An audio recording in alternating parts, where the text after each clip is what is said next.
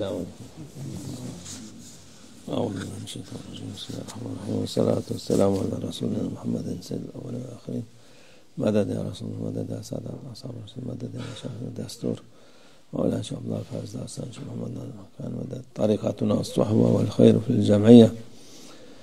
بسم الله الرحمن الرحيم. وفوق كل ذي علم عليم. صدق الله العظيم. Allah Azze ve Celle buyuruyor, her ilim sahibinin üstünde ondan daha alim var. Allah Almighty says that there's always someone who knows more. There's always someone who possesses more knowledge than the one who claims to be the possessor of knowledge. İlim sahibi var. İlim sonsuzdur. Yani her Knowledge is endless. insan ben bütün şeyleri, ilimleri bilirim dese People may claim to know everything, yanılmış olur. but if they claim to know everything, then they are wrong. Devamlı Allah Azze ve Celle'nin ilmi sonsuzdur. The knowledge of Allah Almighty is without limits and is endless. Allah Azze ve Celle'nin ilmi hiçbir şeyle mukayese olmaz. Allah Almighty's knowledge cannot be compared to anything. There is no equivalent to Allah Almighty's knowledge. En büyük ilim Allah Azze ve Celle His is the greatest of all knowledge. Peygamber Efendimiz'e vermiş. And Allah Almighty entrusted our beloved Prophet, peace and blessings be upon him, with his greatest of all knowledge. Onun ilmi, insanlar onun ilminden bir denizden bir nokta kadar bile değil. And the knowledge people claim to have is not even a single tiny dot compared to the oceans of knowledge of our beloved Prophet, peace and blessings be upon him. İnsanların yanındaki ilim ondan övünüyorlar, biz şöyle yaptık, bu kadar öğrendik, bu kadar ilim sahibiyiz. People are so proud of their knowledge and they boast with what they achieve and with what they did and with what they know. Bilgi sahibiyiz diye. And they claim to be experts and knowledgeable people. O Peygamber Efendimiz sallallahu aleyhi ve sellemin ilminin yanında, yani denizde bir nokta kadar bile değil. However,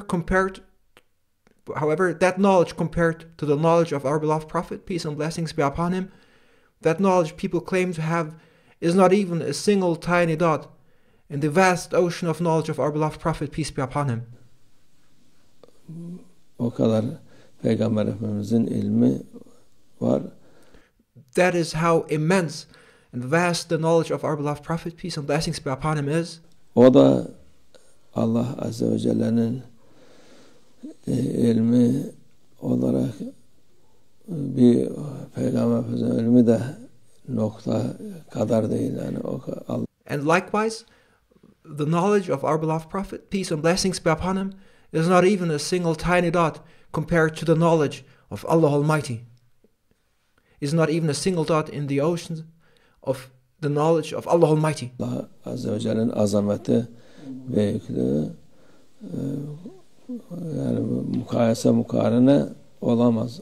There is no comparison to the greatness and the knowledge of Allah Almighty. Onun için bu insanlar ilim, bilgi sahibiyiz deyince bilgi değil, cehalet, bilgisizlik. People claim to be knowledgeable and they claim to be experts and they claim to have knowledge and to be scientific, but in reality it is the lack of knowledge, it is ignorance what they have. Alıyorlar. Şimdi biz biliyoruz diye yok, bir de şey yetmiyormuş gibi, bir de daha zeka diye, yapay zeka diye bir şeyler yapmışlar. Those who claim and to teach knowledge are instilling the lack of knowledge in reality, and they're instilling ignorance. And despite that absence of knowledge, They are now claiming to have something, and they invented something called artificial intelligence. Onlarla övünüyorlar. And now they are so proud of that artificial intelligence. Onlar hiçbir şeydir. But that is nothing. Allah Azze ve Celle'nin ilmi onlara müsaade etmiş. It is Him, Allah Almighty, who allowed this knowledge about artificial intelligence to appear to them. Yapsınlar. Yoksa müsaade olmasa And Allah Almighty allowed them to do this. hiçbir şey yapamazlar. Without the permission of Allah Almighty, there could be no such thing. Onun için ilim sahipleri Allah'tan korkarlar. İnnema yahşallah. The true possessors of knowledge are those who, with the increase of their knowledge, are fearful of their Lord Allah Almighty.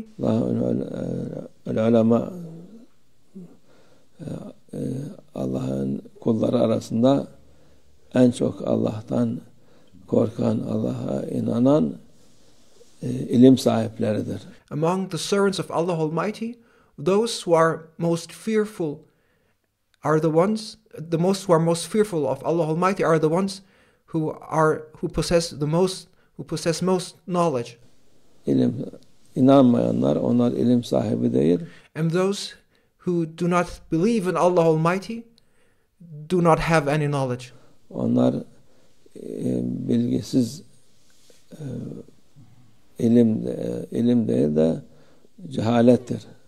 And those who do not believe in Allah Almighty don't have knowledge, because it is through knowledge that one knows Allah Almighty.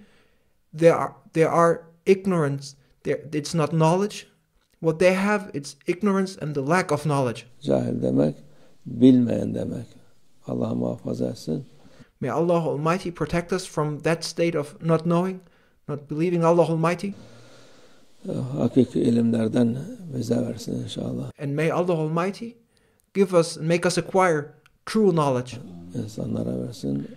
Fayda eden odur. May Allah Almighty give true knowledge to people, because that knowledge is what is useful to people.